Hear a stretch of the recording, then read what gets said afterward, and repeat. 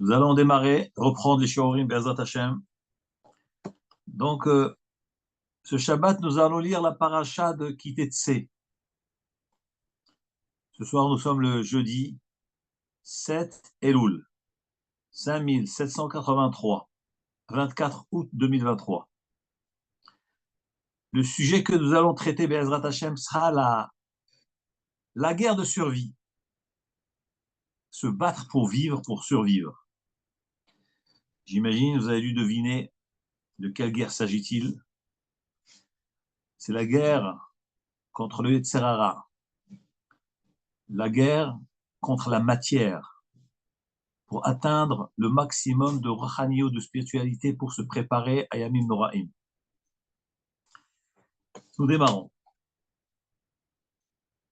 Vous savez que dans cette paracha-là, la Torah nous parle d'une mitzvah un peu particulière. Ki tetzei hamilchama al oivecha. La Torah nous dit lorsque tu sortiras en guerre contre ton ennemi. Untano Adonai Elohecha biyadecha. Et Akadosh Baruch Hu te le donnera entre tes mains. Veshavita shivio, et tu feras le butin. Tu prendras un butin. Tu saisiras un butin. Et que Veraita bashivia, dans ce butin, tu verras ou tu trouveras Eshet Shifatoar, une femme belle. Donc on est dans les champs de bataille. On est en pleine guerre. Et la Torah nous dit, si dans le champ de bataille, tu vas rencontrer une Yefatoar, déjà, que fait une femme, une belle femme dans un champ de bataille? Et la Torah nous dit, et tu vas la désirer, tu voudras la désirer et la prendre pour toi, comme femme. Alors la Torah nous donne toute une procédure. Comment faire pour la prendre? Et nous savons très bien que là, il s'agit d'une femme non juive. On est dans un champ de bataille. Et qu'est-ce qui prend à cet homme-là de vouloir prendre cette femme alors qu'il est maintenant en sakana et en danger de mort, puisqu'il est dans un champ de bataille, il est en plein combat. Et sa tête, elle se tourne vers cette femme qui est interdite, qui est non juive. Et la Torah dit, si tu la désires, alors voici la procédure qu'il faudrait pour pouvoir l'acquérir. Rashi sur place dit que l'odibra Torah est la keneget yitzhara. La Torah n'a parlé que dans le sens du yitzhara. C'est-à-dire que, dit Rashi, évidemment, cette femme est interdite. C'est une non-juive. Elle n'est pas convertie. Et cet homme est pris de ce désir, de ce besoin de prendre cette femme-là, de vivre avec elle. Dit Rashi, Hakadosh Baruch Hu dit, normalement, cette femme, tu ne dois pas la prendre. Elle est interdite pour toi.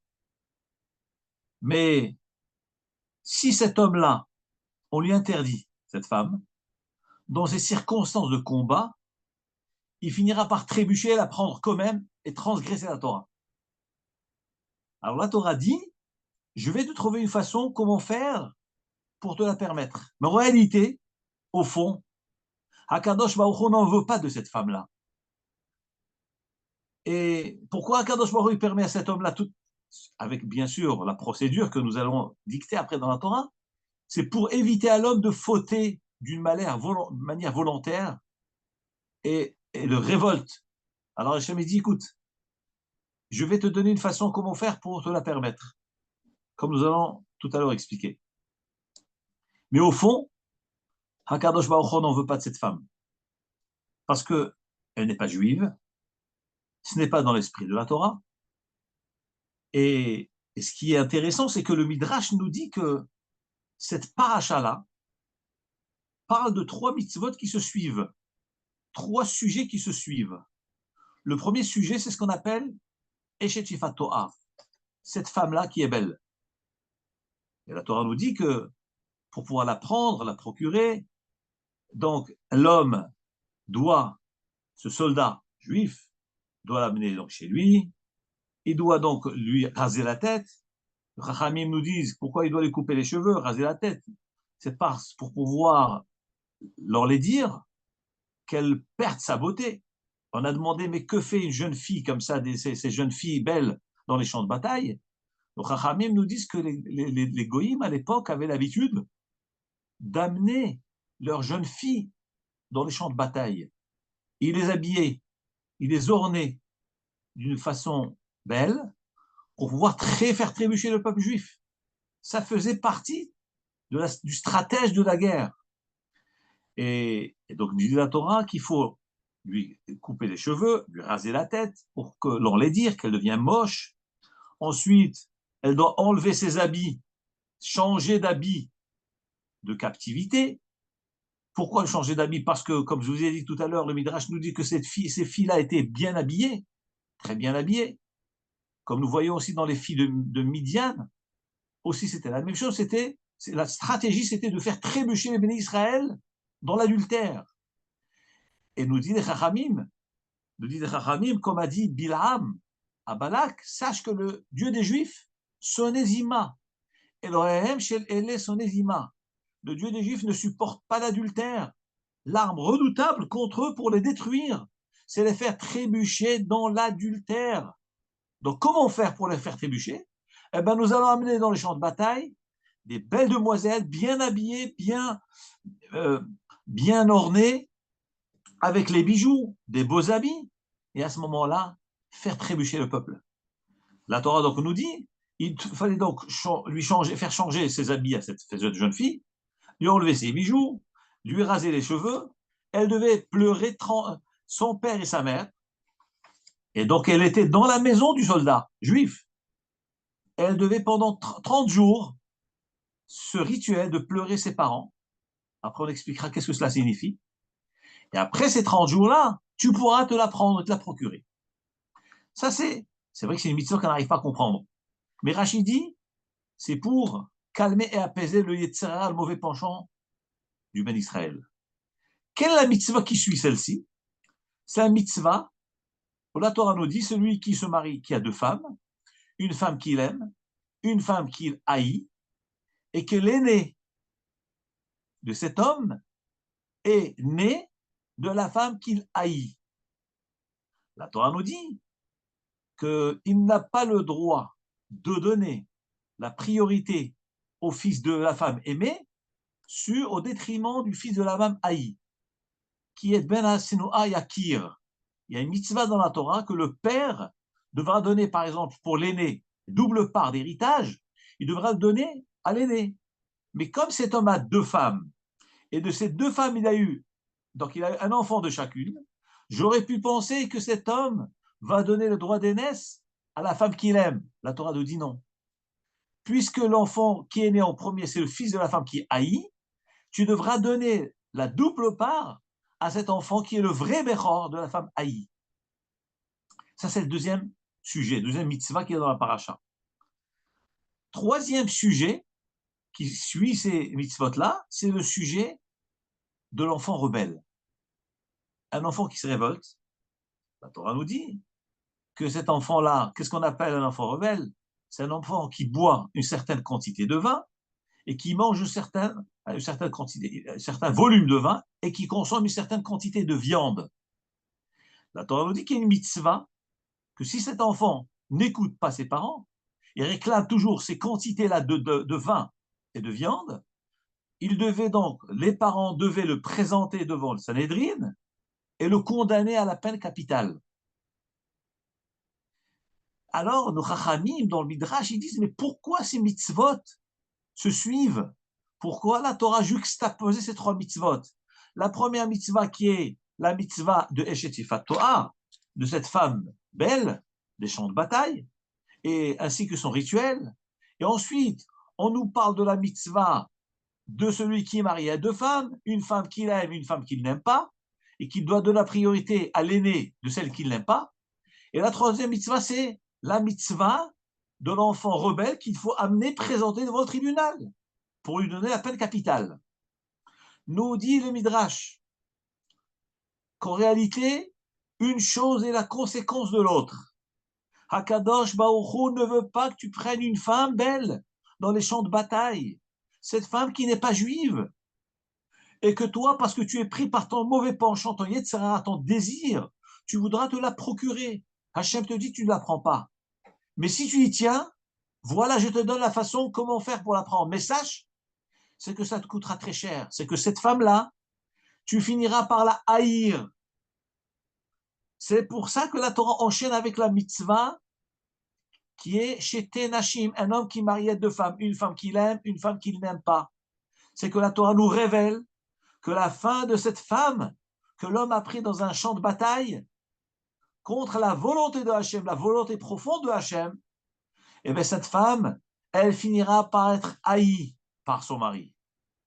Et la conséquence, c'est que même malgré tout cela, quelle est la mitzvah qui suit après? C'est que cette femme-là qui est haïe va donner naissance à un enfant qui s'appelle l'enfant rebelle. Voilà donc les conséquences qui découlent de la faiblesse de l'homme. C'est vrai que la Torah, dans cette paracha, elle permet à l'homme de prendre cette femme. Elle lui donne une façon, d'une manière permise, comment la garder, cette femme-là. Mais la Torah nous révèle, sache qu'Akadosh Baruch Hu ne veut pas de cela. Et si tu, malgré tout, tu veux quand même chercher la manière permise de la garder, cette femme finira par être haïe par toi-même, et elle finira par avoir un enfant qui sera rebelle, qui subira la peine capitale. Et les Chachamim nous disent pourquoi cet enfant va être condamné à cette peine capitale. La Gemara nous dit dans Maseret Sota, Mutav, Sheyamut Zakai Velo Yamut Chayav. Vaut mieux pour cet enfant qu'il quitte ce monde en étant méritant qu'en étant condamné. Parce que cet homme-là, si on le laisse, nous dit Rashi, au nom de Chachamim, du Midrash, c'est que cet enfant, cette attitude, va l'amener à plus tard assassiner les gens sur les routes pour pouvoir voler leur argent et subvenir à ses besoins, qui est ce besoin de l'alcool, du vin et de la consommation de viande. Donc la Torah a vu que cet enfant allait être un rachat et un criminel. Et alors Akadosh Baruch Hu a décidé dans sa sainte Torah, vaut mieux que cet enfant parte méritant que de partir chas v'shalom rachat. Voilà, en gros, les mitzvot que la Torah que nous allons lire cette semaine. Le Or HaChaim HaKadosh, Alav Shalom, nous donne une facette, une autre approche de cette paracha-là. C'est-à-dire que là, l'approche simple, c'est que le Yetzirah, c'est qui? C'est la femme, c'est la fameuse femme. Lorsque la Torah nous dit Veraita eshet yefat to'ar, tu verras une femme belle. Donc la Torah ici nous décrit la défaillance de l'homme face à cette femme-là qui le tente, qui le séduit. Donc le Yetzirah, c'est la femme elle-même, c'est cette femme-là qui est dans les champs de bataille. Le Or HaChaim HaKadosh va donner notre approche de la paracha. Que Eshet Yefat To'ar, c'est la Neshama de l'homme. La Neshama du juif s'appelle Eshet Yefat To'ar. Elle s'appelle une femme belle, parce qu'effectivement, elle est belle. Et là, du coup, ce n'est pas dans un sens péjoratif, c'est un sens propre et pur, et au contraire, à l'avantage de l'homme, et à la chance et aux qualités de l'homme. Ça, c'est Eshet Yefat To'ar. Et nous allons maintenant procéder à l'interprétation des psukim, mot après mot, du Or HaChaim HaKadosh de cette paracha. Alors, nous dit le Or HaChaim HaKadosh, il est marqué dans le pasuk, Ki tetze la milchama al oivecha. Lorsque tu sortiras en guerre, al oivecha, contre tes ennemis. Alors, ici déjà, il faut comprendre que le terme est un peu ambigu. La Torah nous parle de guerre. On est en période de guerre, et la Torah nous décrit comment faut-il agir lorsqu'on est dans un champ de bataille. Ki tetse la milchama. Lorsque tu sortiras. Dit le Or HaChaim HaKadosh. Mais pourquoi la Torah s'exprime au singulier? Lorsque tu sortiras, on est en train de s'adresser à tout un peuple, au peuple juif, en période de guerre. Pourquoi la Torah s'adresse à Am Israël au singulier? Qui t'étais lorsque tu sortiras? On a l'impression que la Torah s'adresse à un particulier. Nous dit Rabbi Chaim Ben Attar dans son commentaire sur la Torah. Qui t'étais belashon yachid? Lorsque tu sortiras au singulier, on parle à tout un chacun.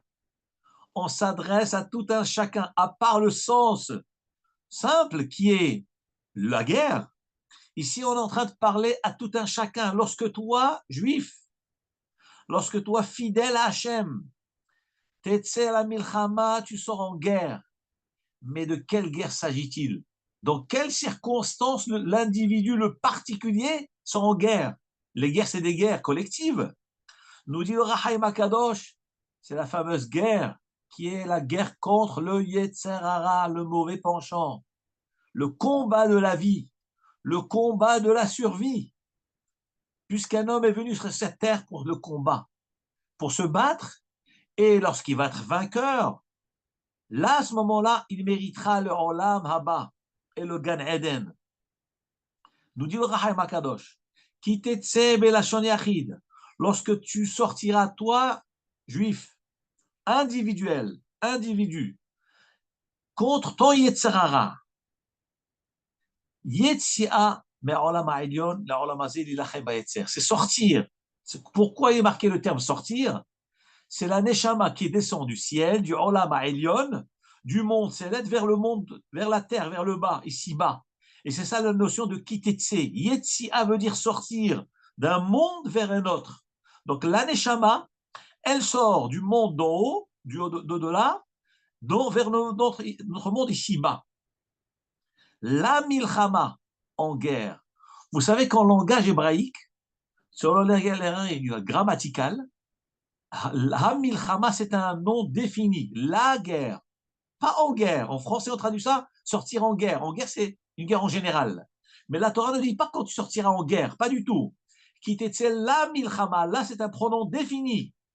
Lorsque toi, le particulier, toi, le Ben Israël, toi, le juif, toi, le fidèle de Hachem, tu sors la milchama vers en guerre, cette guerre particulière, cette guerre bien précise, bien définie. C'est quoi cette guerre-là? Qui est la finalité de l'homme, justement, qui est la raison d'être de l'homme, qui est l'arrivée sur cette terre. Al oivecha. Et il y a autre chose que le Rahaim Akadosh nous rajoute. Pourquoi il est marqué lorsque tu sortiras? On a l'impression que c'est l'homme qui déclare la guerre. Des fois, la guerre, elle vient d'elle-même. Pourquoi ici il y a marqué toi, tu sors?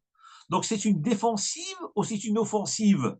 Nous dit le Rahaim Akadosh que la vie du juif sur cette terre, ce n'est pas une défensive. On ne doit pas attendre la défense, pas du tout. Il faut anticiper. C'est une offensive. Si tu ne lances pas l'offensive, tu perds le combat. Pourquoi? Nous dit la Gemara, le olam yargiz adam yitzoro hatov ad yitzro hara. Un homme doit provoquer le bon penchant contre le mauvais penchant. C'est-à-dire, il faut lancer l'offensive. Lorsqu'un homme vient sur cette terre, il ne doit pas se dire tout va bien, j'attends qu'on m'attaque pour me défendre. Mais non, c'est trop tard. Si tu es attaqué, tu n'as pas les moyens de te défendre. Nous dit le Rahaim Akadosh, qui t'est, c'est toi qui vas sortir en guerre. C'est toi qui vas lancer l'offensive. Parce que tu ne peux pas gagner la guerre si c'est autrement. Comme dit l'Agmara, Yargiz Adam Yitzroatov, lui doit lancer la guerre. Al oyevecha, contre tes ennemis.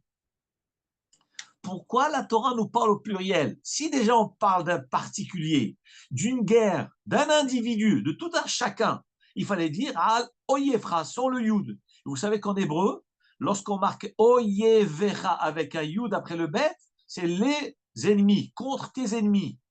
Si c'est marqué Yud. Et là, dans la Torah, c'est marqué Yud. C'est contre tes ennemis. Pourquoi tes ennemis? Dit contre ton ennemi. Puisqu'il s'agit là du Yetzarara, du mauvais penchant. Il n'y en a qu'un seul. Nous dit la Gemara, dit Orahaim Akadosh. Pourquoi c'est au pluriel? Parce que le Yetzarara, il est malin. Il est rusé. Il a plusieurs facettes. Il a plusieurs vestes. Il a plusieurs aspects. C'est ça, al-oyevecha. Un jour, il va venir sous une telle forme. Le lendemain, il voit que la forme ne marche pas, il va changer de forme. Il va, etc., etc. Donc, c'est des formes différentes. Pourquoi? Comme dit la Gemara, Yetzirara, c'est un melech kessil, c'est un roi rusé. Il essaye toutes les stratégies. Il vient, il s'attaque à l'homme avec des ruses. Évidemment, vous croyez qu'il va venir chez le tzaddik lui dire mange pas cachère, mais il sait très bien que le tzaddik ne va pas l'écouter. Qu'est-ce qu'il va faire par contre? Il va venir sous forme d'un juif religieux et qui va venir lui dire, tu sais, tu as telle personne, elle a fait telle et telle chose. Il va commencer à dire du lachonara. Et l'autre va écouter. Donc le Yetzirara, il a plusieurs façons, plusieurs armes, plusieurs tournures, plusieurs façons de se présenter. Et c'est ce que nous dit le Rahaim Akadosh. Al oyevecha, lorsque tu vas lancer l'offensive, sache que c'est une guerre individuelle que tu vas déclarer contre le Yetzirara. C'est une guerre, c'est la raison d'être de l'homme, du juif sur cette terre. C'est ce combat-là. C'est la milchama. Et tu dois déclarer l'offensive, lancer l'offensive. Oyevecha, attention, c'est un ennemi qui n'est pas comme les autres. C'est un ennemi qui a plusieurs stratégies. Il a plusieurs facettes, plusieurs façons de se présenter. Alors, c'est pas stam. Ils nous disent les chachamim, tu dois le vaincre. C'est pas juste un combat de guerre, de conquête de ville ou de région. Un homme doit être gagnant dans la guerre. Parce que si tu ne gagnes pas, tu perds, c'est-à-dire Harvé Shalom, c'est perdu. C'est pas qu'un homme. Il est ou vainqueur ou vaincu. Donc la Torah nous dit, tu dois lancer l'offensive. Untano Adonai Elohecha biyadecha. Hakadosh Baruch Hu te dit, je te le donnerai. Pourquoi marquer je te le donnerai? Si tu écoutes les conseils de la Torah, tu écoutes les conseils des Chachamim, tu lances l'offensive, ça c'est ta vie, c'est le sens de ta vie. C'est des ennemis, tu connais les facettes du Yetzirara et tu te lances contre lui. Alors Hakadosh Baruch Hu te le donnera dans tes mains. Tu seras victorieux, malgré la faiblesse de l'homme, malgré sa sensibilité, malgré la force de l'ennemi. Hakadosh Baruch Hu te promet, Untano, je te le donnerai. Par quelle force Hachem va nous le donner? Bisrout Torah Hakadosha, comme nous allons voir après. Bisrout, justement, la fameuse Eshet Yefat Toa, cette belle femme qui est donc la belle Neshama que nous avons en nous. C'est ça la force que nous avons. C'est vrai que nous sommes faibles face à un ennemi redoutable qui est armé jusqu'aux dents, qui a des stratèges incroyables. Mais Akadosh Baruch Hu te promet, ne t'inquiète pas, ne le crains pas parce que je te le donne entre tes mains. Untamno Adonai Elohecha biyadecha. Je te le donnerai entre tes mains. Veshavita shivyo. Alors regardez, là il y a une tournure très intéressante. Lorsqu'on va en guerre, on fait du butin, on captive on, on attrape en captivité des serviteurs, des biens. Alors qu'est-ce qu'on dit? On saisit le butin, mais on ne dit pas en chavita veut dire saisir, chivio, son butin. C'est quoi son butin? Son butin, c'est pas son butin. Je saisis les biens. Donc moi, je prends en butin la richesse de l'ennemi. Mais la Torah ne dit pas ça. La Torah dit, et tu saisiras son butin. C'est quoi son butin? Mais c'est pas son butin, c'est ses biens. Ça veut dire que l'ennemi a déjà un butin dans la main. Et toi, tu vas aller chercher ce butin. Mais d'où l'ennemi a le butin? C'est-à-dire que lui-même, il a déjà volé. Lui, il a déjà fait le butin. De qui il l'a fait? De toi. C'est qu'en réalité, nous ne faisons que récupérer ce qui nous a volé. Lorsque la Torah nous parle du combat, il ne s'agit pas d'aller piller les autres, pas du tout. Il s'agit d'aller récupérer ce que lui a pris de nous. Et c'est malheureusement le combat avec le Yetzirara. Lorsque je combats le Yetzirara, je ne fais que récupérer ce qu'il a pris de moi. Lorsqu'il m'a fait trébucher, lorsqu'il m'a enlevé la crainte du ciel, il m'a enlevé la Hirat Shamaïm, il a volé les Neshamot Kedoshot. Donc je fais quoi moi? Je ne fais que récupérer le butin qu'il a dans ses mains, qu'il a volé à moi-même. Et dit le Rahaim Akadosh, c'est un chidouche extraordinaire. C'est pour ça que la Torah nous dit Veshavita, il n'y a pas marqué Veshavita auto, tu le pilleras. Non, Veshavita Shivio, tu prendras son butin, le butin qu'il a dans sa main, qu'il a déjà volé lui. De qui? De moi-même. De moi-même. Aliede Milchama grâce à la guerre, nous dit le Chaim Akadosh, Mahzir, Mikabel, Mahazara, Mashiganav, Mimcha. Tu vas récupérer ce qu'il a pris de toi. Donc, en fin de compte, je ne fais que récupérer ce qu'il m'a pris. Vous voyez que c'est une guerre qui n'est pas une guerre ordinaire, habituelle, où moi, j'attaque, j'affronte un ennemi et je pille les biens de l'ennemi. Pas du tout. Pas du tout. Il s'agit de récupérer ce qu'il nous a pris. Et nous savons très bien que l'arrivée sur terre de l'homme, et particulièrement du juif sur cette terre, c'est de récupérer, c'est un combat de tikkun ha'olam, réparation du monde. Chaque effort que je fais, chaque retenue de mon regard sur des gens mal habillés, des femmes mal habillées dans la rue, ou des gens pas bien, ou chaque retenue d'une mauvaise conduite, je me retiens de ne pas me conduire de telle ou telle façon. Quand la Torah m'interdit, je ne fais que récupérer ce que l'ennemi m'a pris. Puisque nous savons très bien que depuis la faute d'Adam Arishon, les Nitzotzot de Kedusha, nous dit le Haria Kadosh et le Shla Kadosh, toutes les étincelles de sainteté sont tombées entre les mains des clipotes.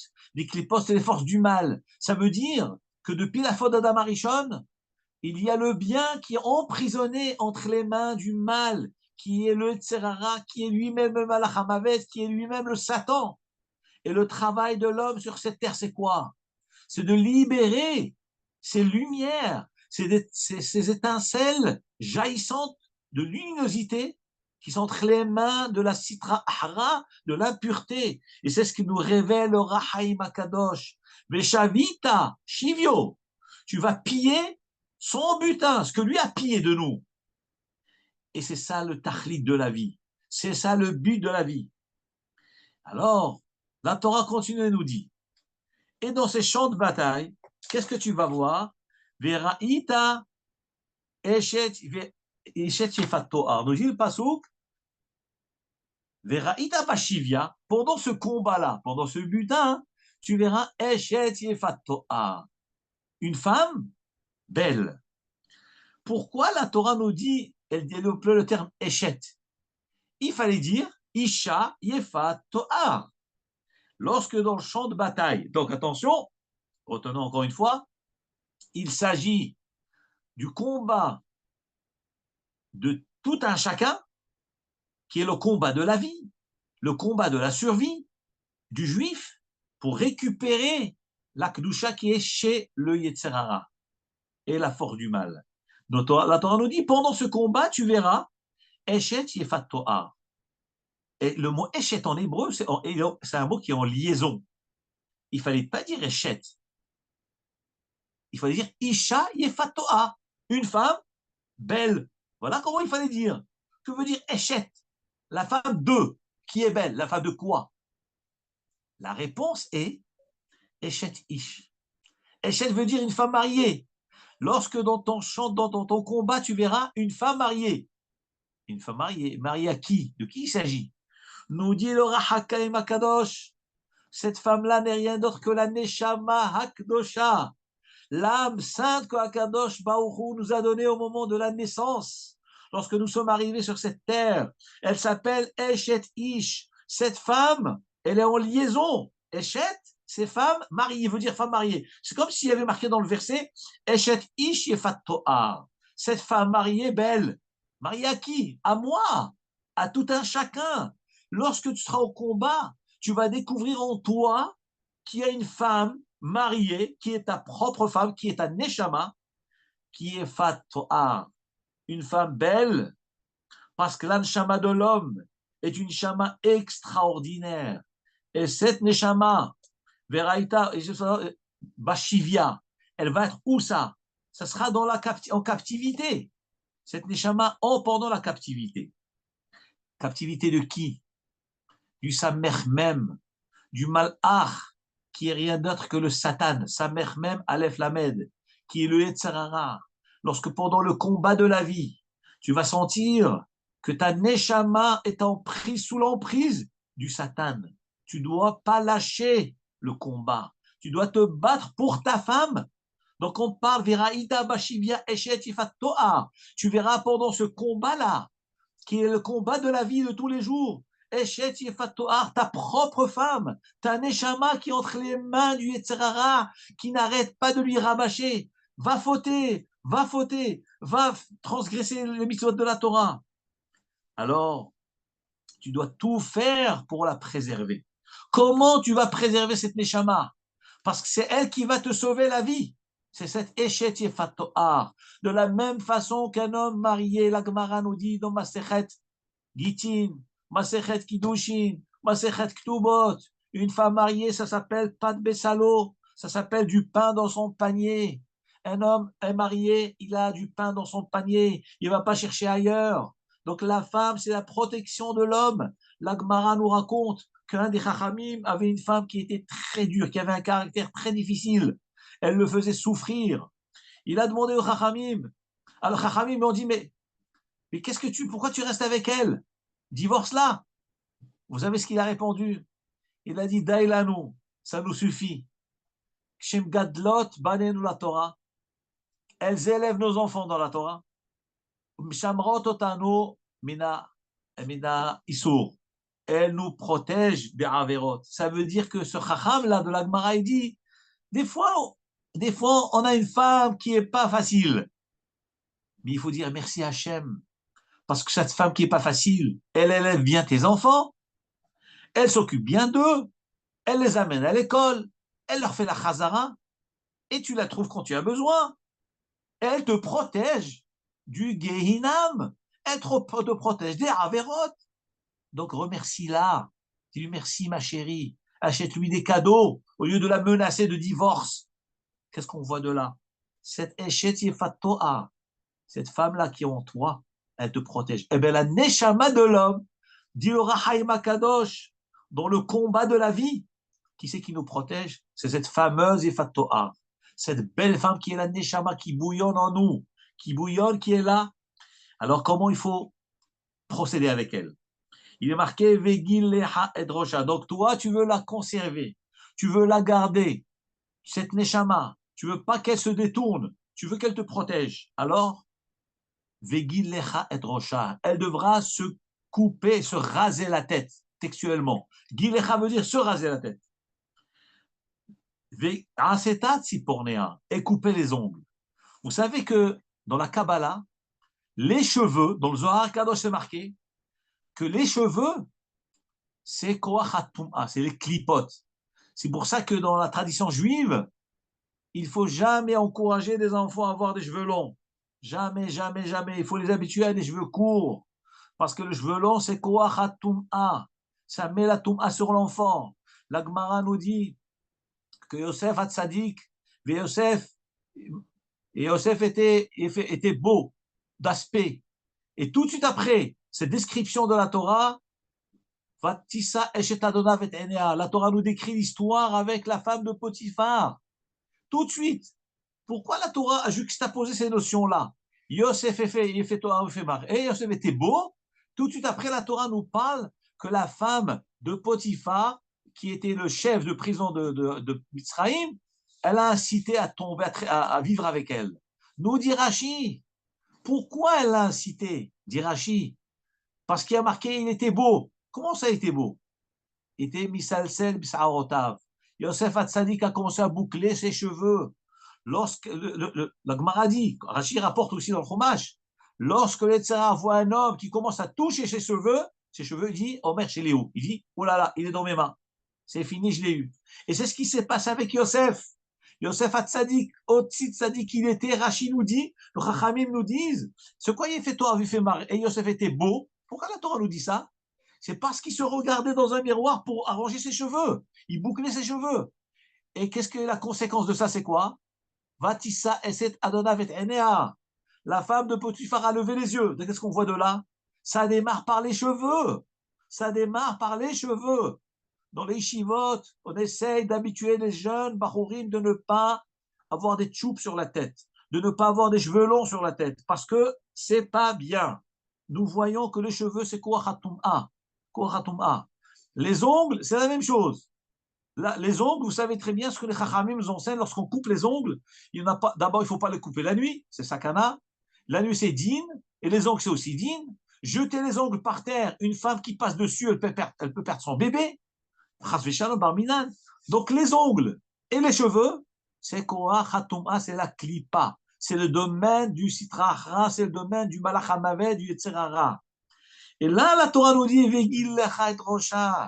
lorsqu'un homme il est en combat, on parle d'un juif, tout un chacun, et que maintenant, sa neshama, il voit qu'il a une neshama, et cette neshama, elle est sous l'emprise du yetzerara qui commence à la pousser. Qu'est-ce qu'il doit faire? Vegilecha et rosha. Elle doit raser la tête. Le sens simple, c'est la femme qui trouve dans le champ de bataille, cet homme lui fait raser la tête. Mais chez nous, le Raham Agadosh dit, on parle de la neshama, que cette neshama-là, il faut la nettoyer, il faut l'astiquer, il faut la faire briller. Comment je fais ça? En la rasant. Comment tu vas raser la neshama? Mais c'est rouhani, c'est spirituel. Réponse, c'est que les cheveux et les ongles, c'est la touma. Tu dois la nettoyer. Comment? Par l'étude de la Torah. Tu sais que tu vas sortir en champ de bataille. Le matin, tu sors pour aller au boulot. Tu vas croiser des gens. Tu vas croiser des femmes. Tu vas croiser des secrétaires, des gens mal habillés. Si tu n'es pas armé, ben, tu te casses la figure. Comment il faut faire? Eh bien, avec il faut t'armer par l'étude de la Torah. Tu ne sors pas de la choule tant que tu n'as pas étudié. Étudie 1 heure de limoud. Après, tu vas et avec tout ça, Alvaï, peut-être tu as de la chance que tu ne vas pas tomber. On n'a aucune garantie. On est dans un monde terrible. Et nous dit le Rahim Akadosh, il faut débarrasser la Neshama de ses cheveux-là, de ses ongles qui sont tamés, Torah, en lui donnant l'imoud à Torah, la faire rayonner, la faire astiquer avec la kdusha de la Torah qui est Esh. Esh, la Torah, c'est un feu qui purifie. Et vous remarquerez, chaque fois qu'on étudie, on est en flamme, on est transformé, on pense plus à Averot, on pense plus à rien du tout. Pourquoi? Parce que la Torah, c'est Kodesh Kadashim. La Torah, c'est pur. La Torah, ça devient jamais tamé. La Torah ne devient jamais tamé. Pourquoi? C'est un Kadosh Baruch Hu qui l'a donné. Le monde a été créé par la Torah. Tu étudies la Torah, le Satan ne peut pas s'approcher de toi, Bichlal. Il ne peut pas s'approcher. C'est ça, Vegilecha et Rocha, nous dit le Rahaim Akadosh. Tu dois lui astiquer, lui raser la tête, nettoyer les ongles par l'imoud à Torah, nettoyer de tout ce qui est collé sur cette neshama, les choses qu'elle a vues auparavant pas bien. Tu as vu des choses pas bien, tu as vu un film, tu as vu une vidéo qui est pas bien. Mets-toi à étudier. Si tu n'étudies pas, ça va trotter dans ta tête. La neshama, elle va se pourrir avec ça.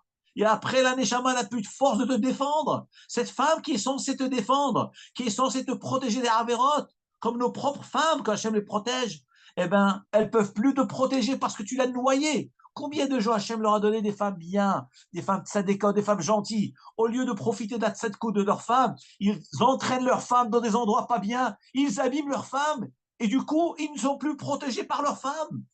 Non seulement ils font trébucher leurs femmes, mais eux-mêmes ne sont pas protégés. Qui est la cause? C'est l'homme qui n'a pas protégé sa femme, qui n'a pas mis sa femme dans une atmosphère kadok doucha de tahara. Eh bien, c'est exactement la même chose avec la neshama. Si un homme ne fait pas attention à sa neshama, eh bien, il n'y a pas à s'étonner. La neshama, elle perd ses moyens. Elle ne peut pas se défendre. Nous dit la Torah Kadosha, comme dit le Rahim Akadosh, Vegil lecha et rosha. Cette neshama, tu veux qu'elle te protège? Enlève-lui, débarrasse-la de la touma. Débarrasse de toutes les choses qu'elle a pu voir. Tes yeux ont vu des choses pas bien, mets-toi à l'étude. L'erreur est humaine. Replonge à l'étude. Hachem, il te pardonnera. Remets-toi. Et tout va s'oublier. Parce que la Torah, dès que tu te mets dedans, tout disparaît. Tu t'arrêtes d'étudier, ça revient. L'imoud à Torah. Après, il y a marqué Vesira et Simlat Shivia Me'alea. Cette fameuse femme qui est dans les champs de bataille, on a dit donc il faut la raser, la nettoyer, la raser pour qu'elle devienne moche. Mais chez nous, au contraire, la raser, ça veut dire la rendre belle, la débarrasser de tous les défauts qu'elle a pris ou tu l'as entraînée. Il y a marqué tu Vesira et Simlat Shivia. Tu dois lui ôter l'habit qu'elle avait dans le champ de bataille, ici dans la Neshama. À quoi ça correspond? Nous dit le Rahaim Akadosh, la débarrasser des mauvais acquis, tous les mauvais acquis, toutes les impuretés que l'Anshama a eues, par les Averot, par le plaisir qu'elle a eu dans les Averot, que toi, le corps, tu l'as entraîné dedans, et bien, Vesira et Simla, parce que le mot Simla veut dire une robe, un habit, on l'habille. Un homme, il fait une avera, il se met un habit noir sur lui-même. Il fait une mitzvah, il se crée un habit magnifique, comme on a vu dans le Zohar à Kadosh, qu'un habit, un homme, avant de quitter ce monde, il doit se confectionner un habit, de la même manière que la Neshama a un habit physique sur terre, mais quand elle quitte, le corps, il quitte le monde, ce monde-ci, la Neshama ne peut pas monter là-haut. Donc il faut l'habiller. Comment on l'habille? Par les mitzvot que nous avons fait pendant notre vie. Chaque mitzvah que je fais quoi? Je confectionne des beaux habits, une chemise, un costume, une cravate. Celui qui plus tu fais, plus tu es super beau gosse. Et là, Neshama, elle monte heureuse et fière et elle est bien accueillie. Et là, il dit la même chose. Tu fais une avera, tu l'habilles en noir. Personne ne veut la regarder, elle est moche. Comme tout. Tu dois faire en sorte de la débarrasser de ces mauvais habits, des habits noirs, dégoûtants, avec laquelle tu l'as habillée. Allié des Torah, mitzvot et tshuva shlema. Donc regardez, tout ce que je suis en train de décrire n'est rien d'autre que la logistique, la stratégie, comment faire avant de sortir au combat. Comment cette Neshama va t'aider à combattre et à réussir à vaincre la guerre, l'ennemi. Et ensuite, une fois que tu l'as débarrassé, tu l'as nettoyé, tu lui as donné de l'étude, tu lui as donné de la luminosité, de la kedusha par l'étude. V'yasheva bevetecha. Elle s'installera dans ta maison. C'est quoi ta maison? C'est le Bet à Midrash et le Bet à Knesset. Tu vas, cette Ben Neshama, cette Eshet, Yefat To'ar, où est-ce qu'elle va étudier la Torah? Où est-ce qu'elle va s'embellir? Comment elle va faire? Veyasheva bevetecha, ashrei yoshve betecha. Bonheur pour ceux qui sont assis dans ta maison, Hachem. Oh Hachem, c'est le Bet Midrash, Bet Knesset, comme David Amelach a dit. Ashrei yoshve betecha, bonheur, ceux qui sont assis dans ta maison. Oh, ils vont aussi te louer plus tard. Celui qui est zoché de s'asseoir dans son lamazé. Ashrei yoshve betecha, dans ce monde-là, dans l'étude de la Torah, la prière, et l'imoud de la Torah, les mitzvot. Oh, encore ils ont le srout. Où ça? Dans l'Olam. Celui qui va au Beth Midrash ici, eh ben, il ira au Beth Midrash là-haut. Et c'est ça ce qu'on dit à la Neshama. Viyashema bevetecha. Comme Ashreyosh bevetecha. Elle va s'asseoir dans ta maison qui est Beth Knesset, Beth Midrash. Et qu'est-ce qui est marqué après? Ubacheta. Elle va pleurer. Donc, dans le passage, chez nous, il est marqué cette femme qui est dans le champ de bataille, elle doit pleurer son père et sa mère pour te dégoûter d'elle. Mais chez nous, c'est le contraire. Chez nous, on parle de la Neshama, de la beauté de la Neshama. C'est quoi elle va pleurer? Elle va pleurer, c'est-à-dire, elle va faire tchouva. Elle va faire tchouva, pleurer, implorer Hachem. D'ailleurs, le mot implorer qui veut dire prier, implorer, ça se rapproche du mot pleurer. L'imploration, elle se fait par les pleurs. C'est extraordinaire comment ça fonctionne. Elle va implorer par les pleurs. Ou bacheta, elle va pleurer, c'est-à-dire, elle va faire vidouille. Elle va reconnaître. Qui c'est qui va faire vidouille? La Neshama. La Neshama, elle va faire vidouille devant Hachem. Et Aviavet Ima. Son père et sa mère. Qui c'est son père? C'est Akadosh Baruch Hu. Elle doit faire vidouille Hachem. Oh là là, combien de tort je t'ai causé, Hachem. Combien de chilul Hachem, Hachem, je t'ai causé. Quelle honte je t'ai fait. Hachem, tu dois avoir honte de moi. Qu'est-ce que les gens doivent dire de moi? Quoi, c'est un juif celui-là? Quoi? C'est ça les enfants de Dieu? Regarde comment ils se conduisent. Donc l'homme, il doit pleurer devant Hachem. Hachem, pardonne-moi que je t'ai fait honte devant les gens. Ça, au partait Avia. Il doit pleurer pour implorer le père qui est Hachem, qu'on lui a causé du tort. Le chilul Hachem. Ima, c'est quoi sa mère? Attends, avec Ima. Ima, c'est le peuple juif, il s'appelle Knesset Israël. Le Knesset Israël, l'Agmar dans Maseret Brachot, elle dit, Rachid dit là-bas, Ima, c'est Am Israël. Le peuple juif, c'est comme une mère, c'est comme une kala. Le chata, le père, c'est Hachem, et la maman, c'est Am Israël. C'est-à-dire que lorsqu'un homme il fait une avéra, il cause du tort à Akadosh Baruch et à la Shrina et au peuple juif tout entier. Parce qu'après, qu'est-ce qu'on dit? Sale juif, on va te dire. Tiens, sale juif. C'est ça les juifs. C'est ça les mitzvot. C'est ça le fidèle à Hachem. C'est ça le fidèle à la Torah. Et nous, on doit pleurer Hachem pour qu'il nous pardonne tout ça. Le tort qu'on a causé à notre père qui est Hachem et le tort que nous avons causé à notre mère qui est le peuple juif tout entier. Combien de temps il faut pleurer? La Torah nous dit, cette femme, elle doit pleurer Yerach Yamim, 1 mois. Nous dit au Rahaim Kadosh quelque chose d'extraordinaire. Regardez la coïncidence, il n'y a pas de hasard. Cette paracha, elle tombe pendant le mois de Elul. Il dit Rahim Akadosh, Irahyamin, ça fait allusion au mois de Elul, où on commence à se lever au Slichot, depuis Rosh Chodesh Elul jusqu'à Rosh Hashanah. Donc la Neshama, elle pleure 30 jours. C'est ce que nous faisons maintenant en pleine action. C'est-à-dire que la paracha d'aujourd'hui, que nous allons lire Shabbat, c'est notre histoire maintenant qui démarre Rosh Chodesh Elul. Qui t'est, on est sorti quand Rosh Chodesh Elul, on a démarré le combat. Et on pleure tous les jours, tous les jours. Vaya avor, hatanu lefanecha haraim alenu, Hashem, etc. Yerachiyami, pendant 30 jours, qui est le... Alors, ça, c'est le premier pirouche que Rahim Akadosh dit. 30 jours, c'est le symbole, la notion de Chodesh Elul. Une autre explication qui est rapportée, qui m'a semblé aussi, c'est que la notion de 30, c'est une notion suffisante pour qu'un homme soit mis à tchouva. On voit, par exemple, dans le nidouille, quand on avait dit, ils mettent un nidouille sur quelqu'un, c'est 30 jours. Sur 30, pourquoi? Parce que c'est la notion de réflexion.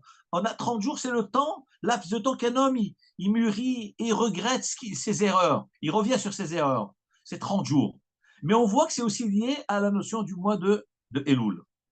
Et après, qu'est-ce qui a marqué? Une fois qu'elle a fini, nous avons fait ce nettoyage à cette belle Eshet Ish, qui est notre propre femme, notre belle Neshama. On l'a nettoyée, astiquée par les toutes, par la tchouva, par les larmes, par tout ce qu'on a pu débarrasser. Et après, Tavo Eléa. Donc, dans la paracha, il est dit concernant le soldat juif, une fois qu'elle a fait toute cette procédure et que tu l'as amoché, alors, normalement, tu dois te dégoûter d'elle. Et si malgré tout, tu n'es pas dégoûté, après, tu pourras te la prendre. Ah, prends-la si tu veux. Malgré tout, prends-la. Chez nous, ici, comment ça marche dans l'histoire de la Neshama? Au contraire, c'est pas la mocher, c'est l'embellir. Une fois que tu l'as super bien embelli, et que pendant 30 jours, tu l'as astiqué tout le mois de Elul, là, Tavo Eléa, tu viendras vers elle. Que veut dire tu viendras vers elle? Regarde, il y a 3 expressions dans la Torah. Tavo Eléa, Uv'alta v'haïta lecha leisha. Tu viendras vers elle, donc on s'approche d'elle, de la femme, de la neshama. Uv'alta, tu n'iras à elle. Beila, c'est vivre avec elle maritalement. V'haïta lecha leisha, elle sera une femme pour toi. Donc il y a 3 expressions qui signifient la proximité qu'il y a entre l'homme et sa femme ou l'homme et la neshama. C'est extraordinaire. Je Rahim Akadosh, lorsqu'on a tellement bien travaillé, on a bien nettoyé cette neshama, on l'a embellie par l'imoud Torah, on l'a préservée. Là, c'est le vrai mariage, c'est le vrai amour, c'est ça, Eshet Ish, ta propre femme. Là, tu verras la luminosité de ta belle neshama. Tikanes, tu pourras rentrer lihanot me'ora pour profiter de sa luminosité, de sa lumière. C'est ça ta vo'eleha. Tu viendras vers elle comme un homme. Il se marie, il va vers sa femme, il la découvre. La nuit du mariage, il la découvre. Là, effectivement, il va découvrir la beauté de sa neshama. Et combien de fois je lui dis qu'il y a des chidushim qui me sortent, je ne sais même pas d'où ça me vient, je lui dis, c'est ma neshama qui me le dit. C'est-à-dire, des fois, on arrive à tellement travailler sur soi, je dis, c'est pas possible que cette interprétation, elle sort d'où elle vient? Je sens que c'est ma neshama qui me le dit. Eh bien, dit le Rahim Akadosh, lorsqu'un homme il atteint un tel degré de travail sur soi, Akadosh Baruch Hu te montre la beauté de sa neshama. Tavo Eléa, tu viendras vers elle, lihanot me'ora, pour profiter de sa lumière.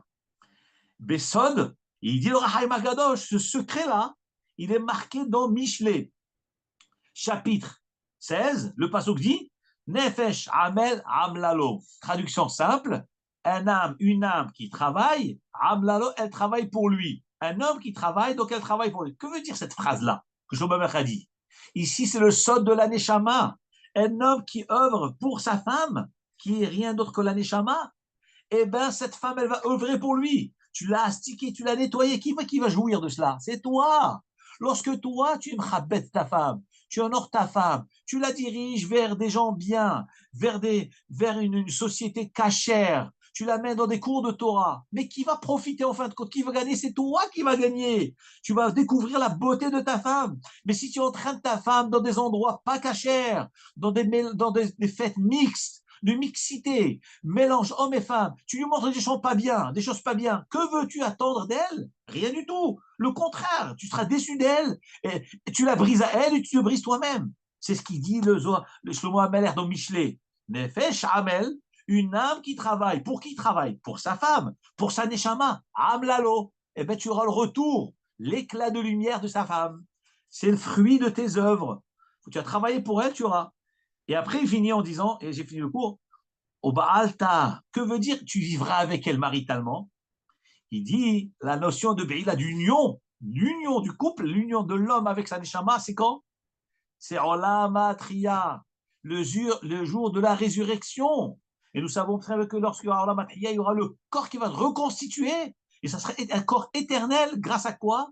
À la lumière de la neshama qui est en lui. Elle reviendra dans son corps. Elle restera fidèle à toi à jamais, c'est-à-dire que cette neshama, elle reviendra au même corps après 120 ans et elle le protégera à jamais, ici-bas et là-haut. Voilà ce que nous dit le Rahaim Kadosh Eshet Yefat To'ar. Donc nous avons vraiment du travail. Nous sortons au combat. Nous sommes déjà sortis depuis Rosh Chodesh Elul. Et nous travaillons qu'Hachem nous aide dans ce combat. Veuntano Hachem Biyadech, Hachem va nous le donner. On va gagner le combat avec Ezrat Hachem. Bizchut HaTorah Kedosha. Bizchut les Chachamim. Bizchut les Tzadikim. Yizke Kulanu a passé un bon Chodesh Elul. Et à gagner ce combat avec Ezrat Hachem. Baruch Adonai Le'olam. Amen ve Amen. Shabbat Shalom.